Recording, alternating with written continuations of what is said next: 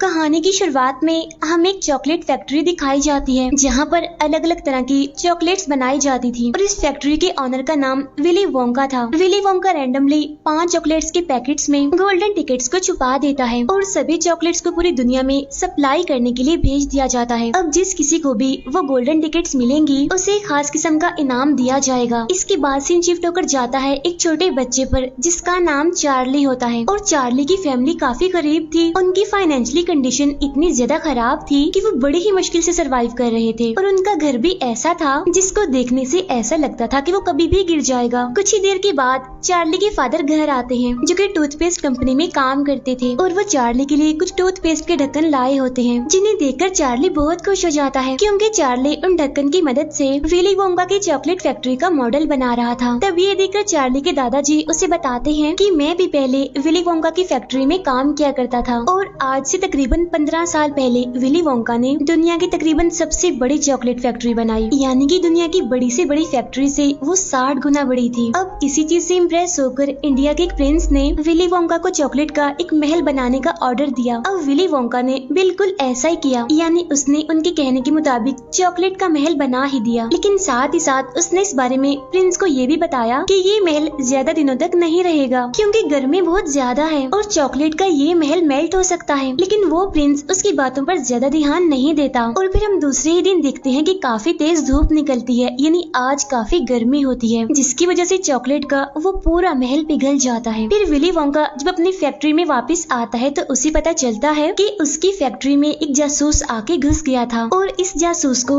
दूसरी chocolate factory के honours ने भेजा था ताकि वो विली वोंका की सीक्रेट रेसिपी को चुरा ले जिसके जरिए वो चॉकलेट्स बनाता है और वो बाकी ऑनर्स इस चीज में कामयाब भी रहे उस जासूस के जरिए। और अगले ही दिन सभी चॉकलेट्स कंपनियां विली वोंका की रेसिपी को चुरा कर उसकी सभी मशहूर चॉकलेट्स बनाकर बेचना शुरू कर देते हैं। अब विली वोंका को इस बात पर काफी दुख भी होता है, साथ ही साथ उसे काफी शॉक भी लगता है और वो अपने सारे स्टाफ को निकाल देता है बगैर उन्हें कोई वजह बताए और गुस्से में आकर फैक्ट्री बंद कर देता है। फिर कुछ सालों बाद विली वोंका दोबारा से अपनी चॉकलेट फैक्ट्री को ओपन करता है और इस बार भी विली वोंका वही करता है जो कि उसने मूवी के स्टार्ट में किया था, यानी कि वो 5 चॉकलेट्स में गोल्डन टिकट्स रख देता है और इसके बाद ऐलान किया जाता है कि जिन 5 बच्चों को ये गोल्डन टिकट्स मिलेंगे उनमें से एक बच्चे को बहुत ही खास तोहफा मिलेगा। अब पूरी दुनिया में उन चॉकलेट्स को खरीदने के लिए लोगों की भीड़ बनने लगती है और उधर हम देखते हैं चार्ली को जिसका आज बर्थडे होता है। इसी वजह से उसकी फैमिली चार्ली के लिए एक विली वोंका चॉकलेट लेने का फैसला करते हैं इस उम्मीद में कि शायद उस चॉकलेट में से वो गोल्डन टिकट निकल जाए जिससे उन्हें वो खास तोहफा मिले और उनकी लाइफ थोड़ी आसान हो जाए। उन गोल्डन टिकट्स में से सबसे पहला टिकट जिस बच्चे का निकलता है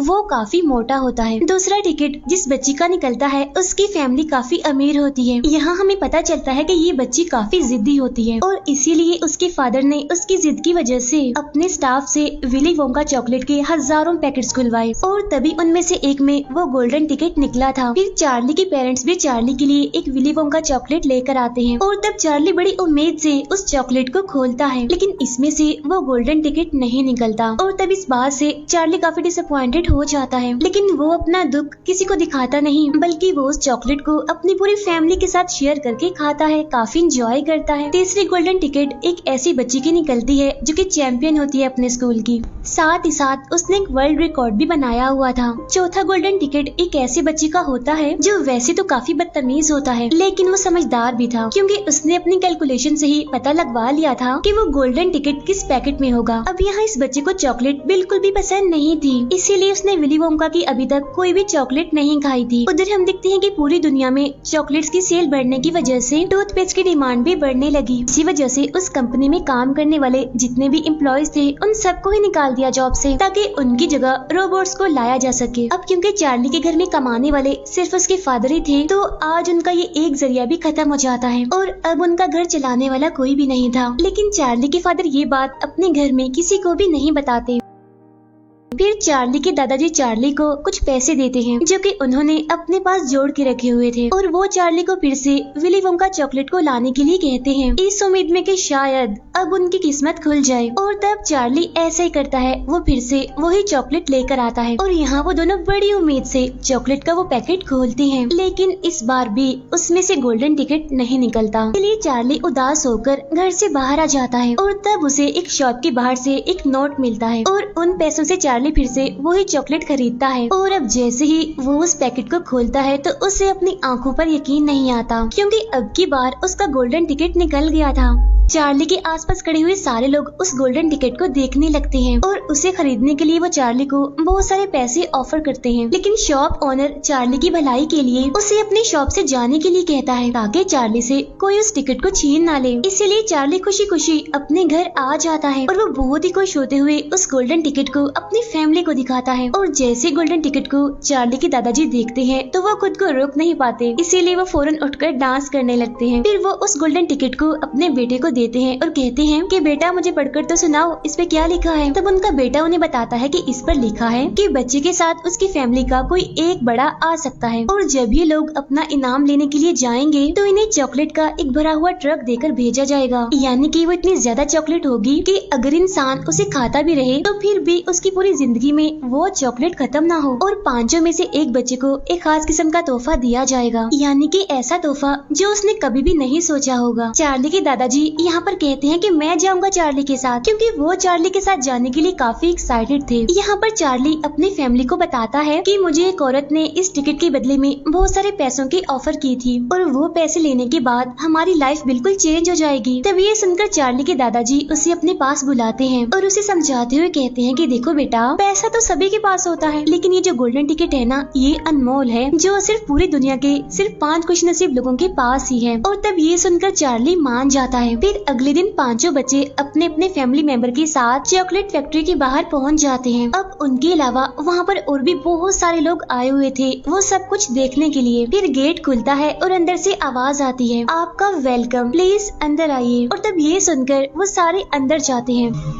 उनके अंदर आते ही वो दरवाजा बंद हो जाता है। इन सभी लोगों का एक बड़ा अच्छा सा वेलकम किया जाता है एक गाने के साथ, और ये गाना विली वोंका पर ही बना हुआ था। इसके बाद विली वोंका खुद उनके सामने आता है। यहाँ सारे बच्चे विली वोंका से अजीब अजीब सवाल पूछने लगते हैं, जिनका जवाब विली वोंका भी बड़े ही अजीब तरीके से देता है। फिर विली वोंका खुद भी उनका वेलकम करता है फैक्ट्री के अंदर। फिर इसके बाद वो उन सभी को बताता है कि इस कमरे में जितनी भी चीजें हैं वो सारी चॉकलेट से बनी हुई हैं, यानी कि घास, वाटरफॉल, पहाड़ और तालाब भी। आप यहाँ पर घूम सकते हैं और यहाँ पर किसी भी चीज को खा सकते हैं। तभी सुनकर वो सारे बच्चे इधर उधर फैल जाते हैं और तभी उनमें से उस जिद्दी बच्ची को वहाँ पर एक बोना दिखाई देता है और वो इसके बारे में विली वोंका से पूछती है। तो वो उन्हें बताता है कि एक दिन मैं चॉकलेट के नए फ्लेवर्स को तलाश करने के लिए जंगल में गया था और वहाँ के जो ट्रीज थे वहाँ पर इन बोनों का पूरा कबीला रहा करता था और इन बोनों के पास बहुत सारी कोको होती है। इसीलिए विली वोंका कोको हासिल करने के लिए उनके कबीले के लीडर को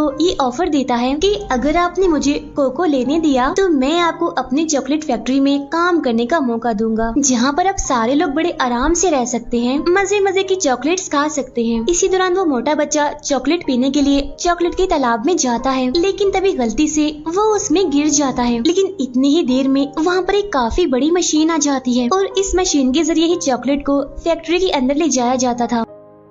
अब जिस पाइप के जरिए चॉकलेट जा रही होती है, इसी पाइप में वो मोटा बच्चा भी फंस जाता है और तब यहाँ पर विली वोंका के सारे एम्प्लॉइज उस मोटे बच्चे के लिए गाना गाने लगते हैं। और तब ये देखकर वहाँ पर सारे लोग काफी हैरान हो जाते हैं कि आखिर इन्हें कैसे पता था कि ये मोटा बच्चा इस पाइप में फंस जाएगा। अब उस मोटे बच्चे को फंसा हुआ देखकर उसकी मदर को उसकी काफी फिक्र होने लगती है। फिर विली वोंका अपने एम्प्लॉइज को बताता है कि उस बच्चे की मदर फैक्ट्री के अंदर जाना चाह रही है, तो तुम इन्हें वहाँ ले जाओ। इसीलिए उस मोटे बच्चे की मदर वहाँ अंदर चली जाती हैं और बाकी लोग विली वोंका के साथ आगे के टूर पर चले जाते हैं। आगे जाने पर उन्हें चॉकलेट की नदी में एक बोट दिखाई देती है और उस बोट में ये सारे बैठकर अपने आगे का सफर तय करते हैं। इसी दौरान विली वोंका नदी से चॉकलेट निकाल कर चार्ली को टेस्ट करने के लिए देता है और तब चार्ली चॉकलेट को टेस्ट करते हुए विली वोंका से पूछता है कि आपने अपनी जिंदगी की पहली चॉकलेट कब खाई थी। और तब विली वोंका इस बात को बताते हुए अपने फ्लैशबैक में चला जाता है। वो बताता है कि मेरे फादर पूरे शहर के सबसे बड़े डेंटिस्ट थे और वो हर हैलोवीन पर मेरे लिए बहुत सारी चॉकलेट्स लाया करते थे। मेरे फादर ने मेरे दांतों पर ब्रेसेस लगाए हुए थे ताकि चॉकलेट्स खाने की वजह से मेरे दांत खराब ना हो। मेरे फादर मेरी सारे चॉकलेट्स को आग में फेंक दिया करते थे। इसके बाद हम दोबारा से प्रेजेंट टाइम में आते हैं। इसी जर्नी में उनके सामने बहुत सारे नए नए रूम्स आते हैं। फिर वो फाइनली विली वोंका के फेवरेट रूम में पहुंचते हैं और ये रूम होता है इन्वेंटिंग रूम। यहाँ पर एक नई किस्म की बबल गम को बनाया जा रहा था। फिर विली वोंका उनको बताता बताता है कि इस बबल गम में टोटल 3 फ्लेवर्स हैं, लेकिन अभी भी मुझे कुछ ठीक नहीं लग रही, अभी मुझे इसमें कमियां लग रही हैं। और तब विली वोंका की पूरी बात सुने बगैर वो चैंपियन बच्ची उस बबल गम को खा लेती है, जिसकी वजह से उसकी पूरी बॉडी ब्लूबेरी की तरह नीली पड़ने लगती है। तब यहाँ पर विली वोंका के एम्प्लॉइज एक बार फिर से गाना गाने लगते हैं, लेकिन उस बच्ची की मदर परेशान हो जाती है। यहाँ विली वोंका मजाक करते हुए अपने एम्प्लॉइज से कहता है कि ये बच्ची ब्लूबेरी बन चुकी है और इसका जूस ज्यादा हो गया है और इसी वजह से उसे यहाँ से निकाल लो। तब उस बच्ची की मदर भी अपनी बेटी की हेल्प करने लगती है और बाकी के सब विली वोंका के साथ आगे के टूर पर निकल जाते हैं। और तब यहाँ पर विली वोंका बताता है कि मेरे फादर ने मेरी जो चॉकलेट्स आग में फेंक दी थी उनमें से एक जली हुई चॉकलेट मैंने खा ली थी और फिर उसके बाद मैंने बहुत सारी चॉकलेट्स खाई। प्रेजेंट टाइम में वो एक नट्स के रूम में पहुँचते हैं। यहाँ पर बहुत सारी गुलहरियाँ थी जो कि हाईली ट्रेंड थी। वो अच्छे नट्स को चुन लेती थी और खराब नट्स को रिजेक्ट करके उन्हें फेंक देती थी। तब ये देखकर वो जिद्दी बच्ची अपने फादर से कहती है, पापा प्लीज मुझे गुलहरी लेनी है, मुझे ले दीजिए ना। जब ये सुनकर विली वोंका उससे कहता है तुम उसे नहीं ले सकती क्योंकि हम यहाँ पर इन गुलहरियों को बेचते नहीं। लेकिन वो जिद्दी लड़की फिर भी बाज नहीं आती। वो एक गुलहरी को पकड़ने के लिए उनके दरमियान ही चली जाती है और तब ये बात उन गुलहरियों को बिल्कुल भी पसंद नहीं आती। इसीलिए वो सारी गुलहरियाँ उस बच्ची पर चढ़ने लगती हैं क्योंकि वो उसे भी एक नट ही समझ रहे थे और वो गुलहरियाँ उसे चेक कर रही थी क्या ये एक अच्छा नट है। लेकिन वो बच्ची उन गुलहरियों को पसंद नहीं आती, इसीलिए वो उसे खराब नट समझकर डस्टबिन में फेंक देती है और तब उसे बचाने के लिए उसके फादर भी चले जाते हैं। यहाँ दोबारा से विली वोंका के एम्प्लॉइज गाना गाने लगते हैं कि वो बच्ची जिद्दी अपने फादर की वजह से ही है क्योंकि उसके फादर उसकी हर अच्छी बुरी बात मानते थे। और तब उनमें से एक गुलहरी उसके फादर को भी वहीं पर ही फेंक देती है, यानी जहाँ पर उनकी बेटी गई थी। तब बचे हुए लोग फिर से आगे के टूर पर निकल जाते हैं। तब विली वोंका उन्हें एक अलग ही लिफ्ट में लेकर जाता है और ये लिफ्ट सिर्फ ऊपर से नीचे नहीं बल्कि दाएं से बाएं भी जाया करती थी। लिफ्ट के जरिए वो लोग बहुत सारे रूम्स को देखते हैं। तब यहाँ पर चार्ली विली वोंका से पूछता है कि आखिर आपने ये सब कुछ कैसे शुरू किया। और तब यहाँ पर विली वोंका बताता है कि मेरे फादर ने मुझे चॉकलेट्स खाने के लिए मना किया था, लेकिन मैं तो चॉकलेट लवर था, मुझे चॉकलेट्स बहुत पसंद थी, इसी वजह से मैंने अपना घर छोड़ दिया। फिर प्रेजेंट टाइम में वो एक टीवी रूम में पहुँचते हैं जहाँ पर किसी भी चॉकलेट को टीवी के अंदर भेजा जा सकता था और टीवी देखने वाले सारे लोग उस चॉकलेट को खा भी सकते थे। अब उसकी इस बात पर समझदार बच्चा यकीन नहीं करता, इसीलिए वो उस मशीन में जाकर उसे स्टार्ट कर देता है, जिसकी वजह से एक तेज रोशनी से वो गायब हो जाता है और फौरन ही टीवी के अंदर पहुंच जाता है और इस वजह से उसका साइज भी काफी छोटा हो गया था। और तब यहाँ एक बार फिर से विली वोंका के एम्प्लॉइज गाना गाने लगते हैं और ये गाना उसे समझदार बच्चे पर बनाया गया था। फिर उस बच्चे के फादर उसे टीवी से बाहर निकालते हैं, लेकिन उस बच्चे का साइज अभी भी काफी छोटा था, इसीलिए उसके फादर विली वोंका से पूछते हैं कि अब मैं क्या करूँ, आखिर ये बड़ा कैसे होगा। तब विली वोंका अपने एम्प्लॉय से कहता है कि इन्हें फौरन स्ट्रेच रूम में ले जाओ, यानी जहाँ इसे खींचकर बड़ा कर दिया जाएगा। और यहाँ पर विली वोंका देखता है कि अब सिर्फ चार्ली ही बचा है और बाकी बच्चे अपनी अपनी बेवकूफियों की वजह से यहाँ से जा चुके हैं, यानी कि चार्ली ही विनर है और उस इनाम का हकदार है। फिर विली वोंका उन्हें एक बार फिर से एक लिफ्ट में लेकर जाता है। फिर वो एक अप एंड डाउन बटन को प्रेस करता है, जिससे वो लिफ्ट फैक्ट्री से निकलकर काफी ऊपर चली जाती है, जहाँ पर वो देखते हैं कि वो चारों बच्चे काफी बुरी हालत में वापस जा रहे हैं। फिर चार्ली इस सब के बारे में विली से पूछता है और तब विली वोंका ये सारी बात बताने के लिए लिफ्ट के जरिए चार्ली के घर पर पहुंच जाता है। वो चार्ली के घर की छत तोड़कर अंदर पहुंच जाता है। यहाँ चार्ली के पेरेंट्स चार्ली को देखकर बहुत खुश हो जाते हैं। यहाँ विली वोंका चार्ली से कहता है कि मैं अपनी फैक्ट्री तुम्हारे नाम करना चाहता हूँ क्योंकि